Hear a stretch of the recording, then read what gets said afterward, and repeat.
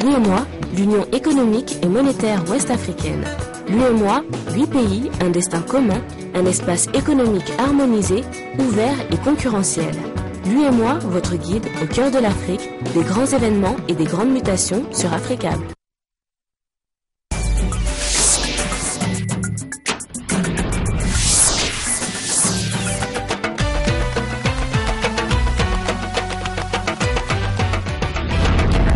Merci de nous rejoindre sur Africable Télévision. Voici les titres de ce journal. Le Fonds mondial revient au chevet du Mali avec une enveloppe de 58 millions d'euros destinée à la lutte contre le sida. L'annonce a été faite ce samedi à Bamako. L'ancien président tchadien Hissène Habré, désormais face à la justice.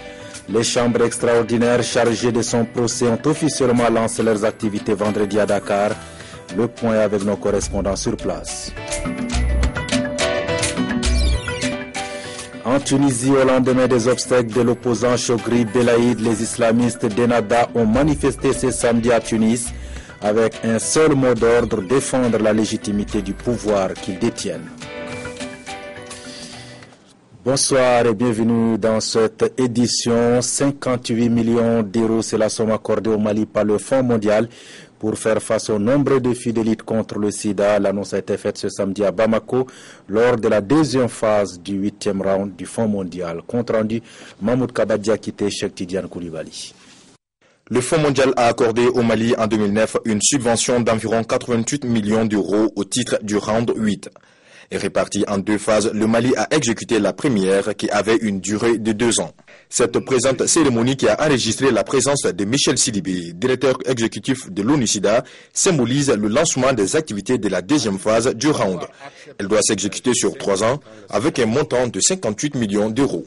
Ce moment est important parce que c'est un moment de reprise des financements avec le Fonds mondial et la communauté internationale. C'est un moment critique parce que c'est un moment où il faut démontrer très clairement que les ressources que nous allons obtenir, ces ressources seront utilisées de façon transparente. Ce relancement des activités facilitera, selon le ministre de la Santé, l'aboutissement des efforts à l'accès universel aux soins, traitements et soutien aux personnes vivant avec le VIH. Cette reprise nous réconforte, d'autant plus que les objectifs assignés vont de l'intensification au service de prévention au plan national et plus particulièrement pour les personnes vulnérables et les populations à risque, à la consolidation des acquis et spécifiquement l'accroissement de l'offre de services avec la mise à disposition de traitements complets de qualité sur l'ensemble du territoire et au renforcement des capacités nationales. Avec cette reprise des activités, le Mali a désormais d'énormes défis à relever, surtout avec la situation dans le nord du pays.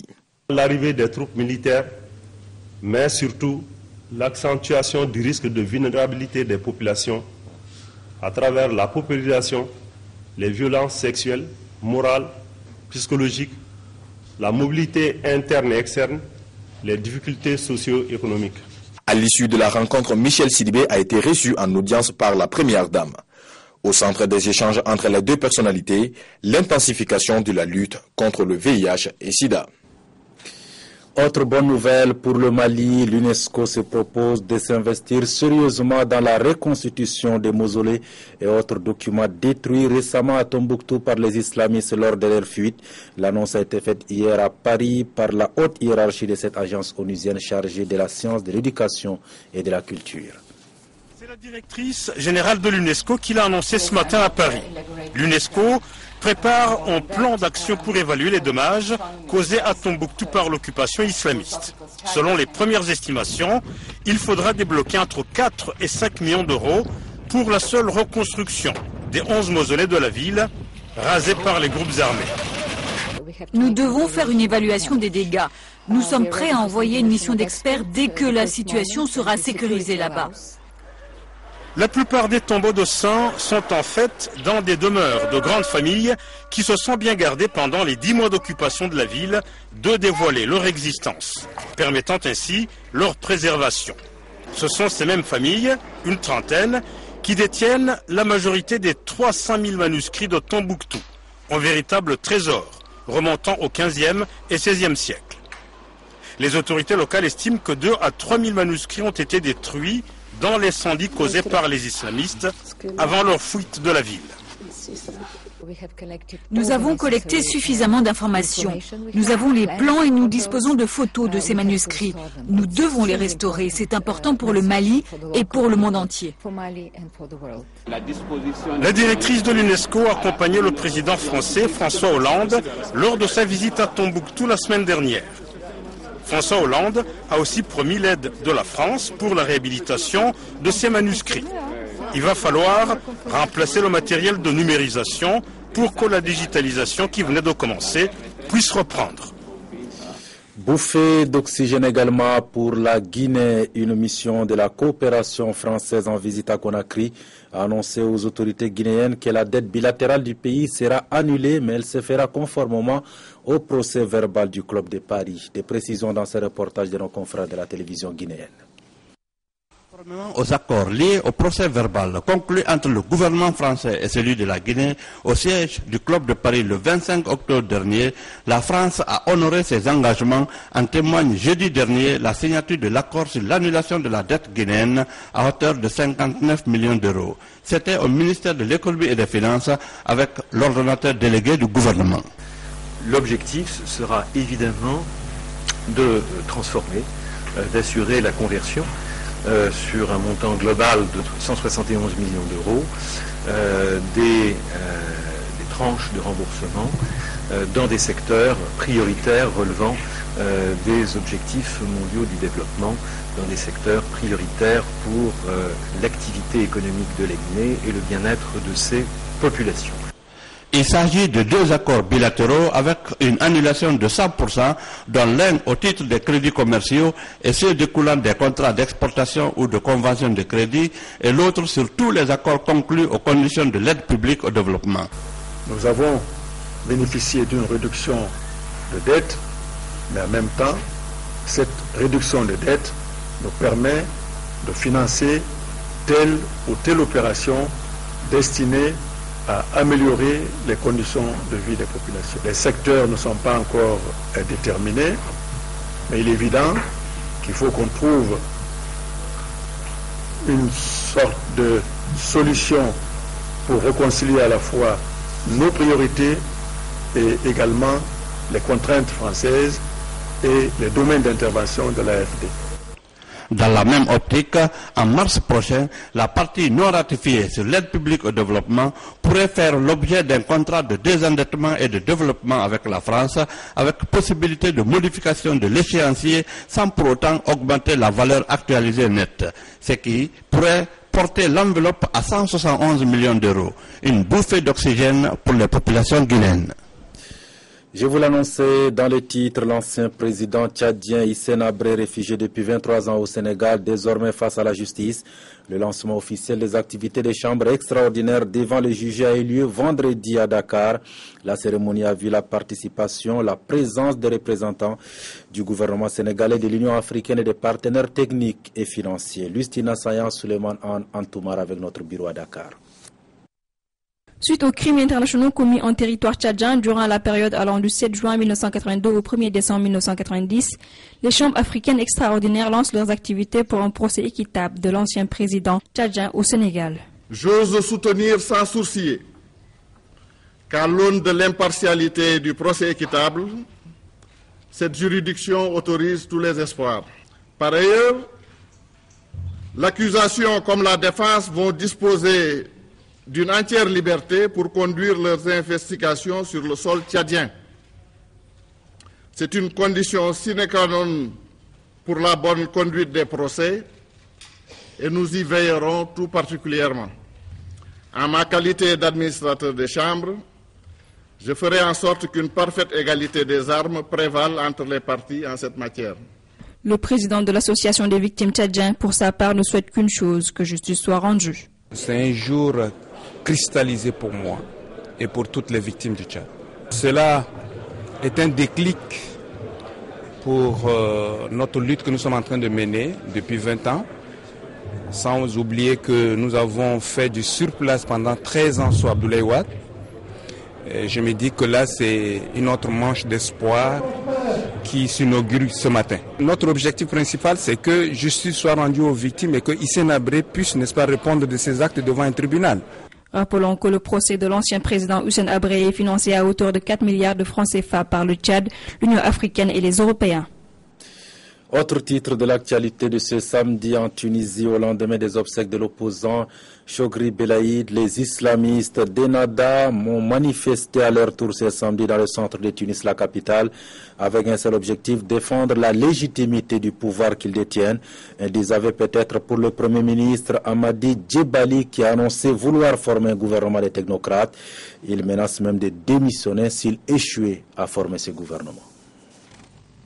Ils étaient 3000 ce samedi après-midi à battre le pavé sur l'avenue Bourguiba de Tunis, sous haute escorte policière. 3000 partisans d'Ennahda, le parti islamiste au pouvoir. Au lendemain des obsèques de l'opposant Chokri Belaïd, les islamistes voulaient à leur tour faire entendre leur voix, défendre leurs idées. Ennahda est un parti islamiste qui n'a jamais appelé au meurtre ou à la violence. Au contraire. C'est un parti modéré qui rassemble les différents courants de l'islam. Nous devons le consolider. Les gens sont civilisés et intelligents. Ils peuvent bien choisir.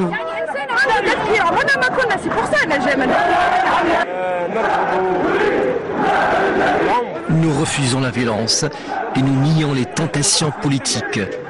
Ce qui s'est passé hier est une honte. Au sein du cortège, beaucoup de manifestants ont scandé des slogans anti-français. Plus de colonialisme! Plus de colonialisme! Dégage la France! Une façon de dénoncer les propos de Manuel Valls sur le fascisme islamiste après l'assassinat de l'opposant Chokri Belaïd. Aujourd'hui, les opposants rejettent l'idée d'un gouvernement de technocrates, comme le propose le Premier ministre. Ennahda reste le parti au pouvoir, même s'il se trouve un peu plus fragilisé. Les États-Unis paralysés par une tempête de neige entre 5 et 7 cm, ce qui a entraîné des pannes d'électricité dans de nombreux foyers. Des milliers de vols ont également été annulés. 5 États ont décrété l'état d'urgence. Times Square sous la neige, une image que les touristes immortalisaient vendredi soir pour garder un souvenir d'une tempête présentée comme historique. D'heure en heure, elle s'intensifie. Le blizzard est accompagné de fortes chutes de neige. La tempête devrait être terminée samedi après-midi. On attend 25 à 30 cm de neige dans les 5 quartiers de la ville. L'état d'urgence a été décrété dans le Massachusetts, le Connecticut, le Maine, à Rhode Island et à New York, des États déjà fortement touchés il y a 100 jours par l'ouragan Sandy. Nombre de ces sinistrés continuent depuis de venir profiter, par exemple dans ce centre, d'un repas chaud ou d'un peu de réconfort. Il va pourtant devoir fermer le temps de cette nouvelle tempête. Je ne sais vraiment pas ce que nous allons devenir si nous perdons tout ça. Vraiment, je ne sais pas. C'est tout ce qui nous reste. En tout, la tempête pourrait toucher 40 millions d'habitants de la côte Est, avec jusqu'à 60 cm de neige dans l'intérieur des terres. Alors on se prépare, salage des routes et provisions. Les supermarchés ont été pris d'assaut. Les autorités ont aussi prévenu, des coupures de courant sont possibles. Vendredi soir, près de 5000 vols avaient été annulés rien qu'aux États-Unis, d'autres sur les côtes canadiennes. Fin des débats sur le mariage homosexuel à l'Assemblée nationale française. Le vote solennel aura lieu mardi prochain avant l'examen au Sénat à partir du 18 mars. Un projet de loi porté par la ministre de la Justice, Christian Taubira. C'est autre bonne nouvelle pour le Mali. Comme en 2012, les Aigles terminent 3e de la 29e Coupe d'Afrique des Nations. En match de classement, les Aigles viennent de battre les Black Stars du Ghana par 3-1. C'est la deuxième fois de son histoire que les Aigles du Mali terminent 3e de la Coupe d'Afrique des Nations de football. La finale de la 29e CAN opposera ce dimanche le Nigeria au Burkina Faso à Soccer City de Johannesburg. Voilà qui me fait à ce journal. Merci de l'avoir suivi. Vive le sport et bravo aux Aigles du Mali. À demain.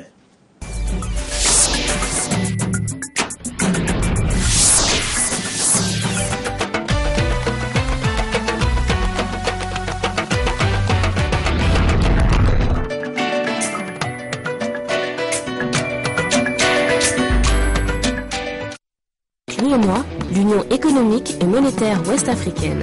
L'UEMOA, 8 pays, un destin commun, un espace économique harmonisé, ouvert et concurrentiel.